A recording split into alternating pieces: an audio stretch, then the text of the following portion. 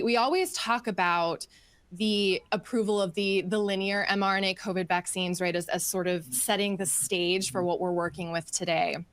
But as many of us also know, right, vaccines and advanced therapies, which is where we're also trying to move, right, with mRNA technology, they are different products, right? And they're reviewed by different divisions quite often within the different regulatory agencies. So I'd like to stick with you, but also I'd encourage, maybe we can also have Melanie and Oriana add in any thoughts they may have as well about what you really think therapeutics makers, right, today can adapt from the regulation of linear mRNA vaccines. And, you know, where does it get a little tricky in terms of translating some of the learnings regulatory wise that we've had about the COVID vaccines into sort of the next gen RNA approaches and therapeutic approaches? So go ahead, and then maybe Melanie and Oriana.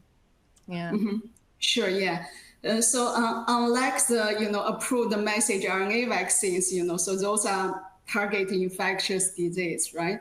When we're talking about messenger RNA therapeutics, they have more diverse application, ranging from cancer treatment to genetic disorders.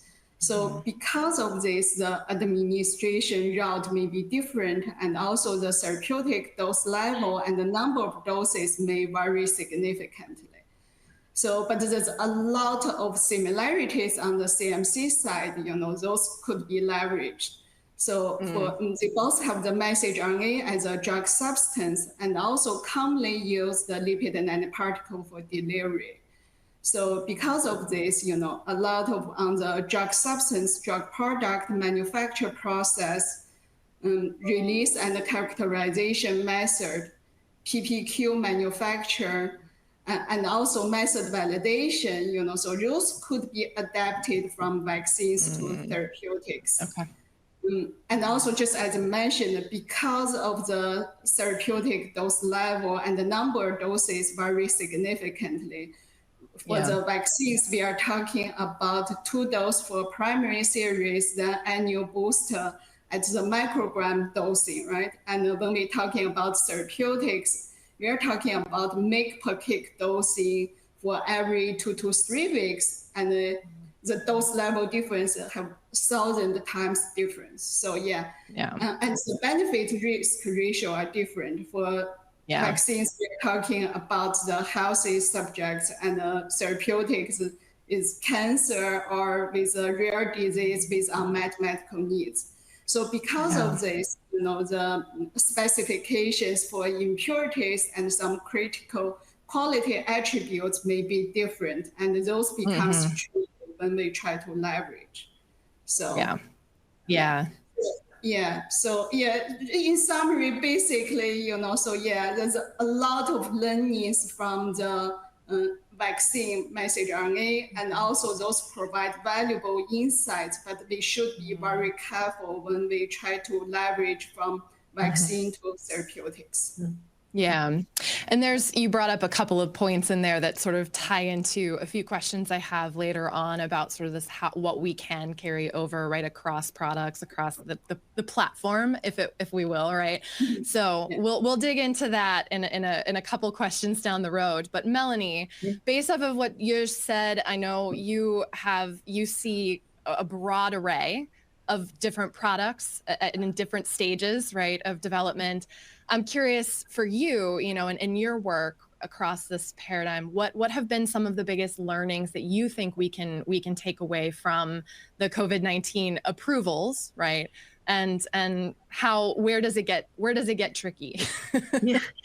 So I echo what you said about the dosing levels being different in therapeutics. So we work more with therapeutic sponsor companies than infectious disease vaccine. And so, like, for example, in gene editing, the dosing levels are much higher. And so, there's already a question about the double strand impurity, but it's not just that. There's residual pDNA, and depending on how high you're dosing, you really have to think about the impurities, some of these process-related impurities, and how you need to control them, and also how you need to test for them. So some, when the dose dosing gets really high, sometimes the methodology to analyze these very low level impurities becomes quite challenging.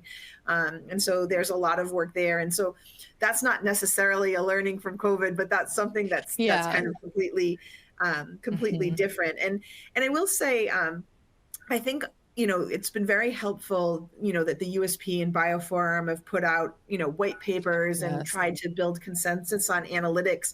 But, from what I see in early phase, the regulators are actually quite flexible about what you do. And I think what a lot of sponsor companies are doing are actually putting maybe some tighter constraints on themselves than maybe what might be allowed. Intriguing. That's not to say that everyone should do that, but we do see variation in packages that people are preparing from the agency that get approved for IND, quite easily. So I will say that the learnings that I have is that the agency also is not going to, when you get to later phase, the pandemic was a driver on what the agency was willing to accept at the time, and that's not going to be the case with COVID as trials enter later phase. Yeah, absolutely. I think that's a really interesting piece of intel here for all of us at Advancing RNA in terms of what we, are the flexibility in terms of the regulatory expectations, especially early on, right? And I think that is a really important piece. And in some ways we can hope that that's how it is, because at the end of the day, right, we want the FDA to have as much information as possible about what methods are telling us, right, about our different products, so that we can get more clear-cut, more targeted guidance in the future, right? So that is really good to hear.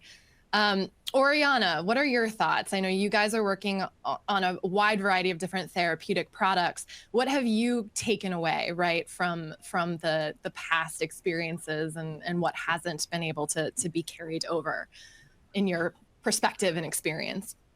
Yes, I would have to definitely agree with my colleagues here, and Melanie, that there's some things that we can take away from COVID, and it really setting the groundwork of getting mRNA out there as a vaccine.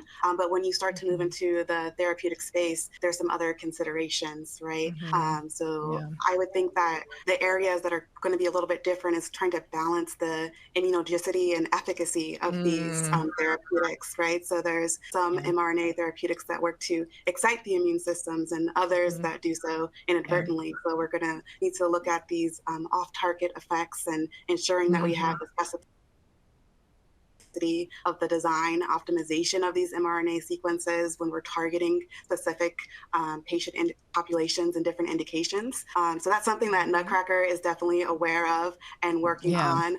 We have our codon cracker software for RNA sequence optimization, so that we're really being able to fine tune the protein expression levels and really work on the manufacturability of these products, so that we can, really address that patient population with very, very, very specific applications, as opposed to a vaccine, right, which has a broader range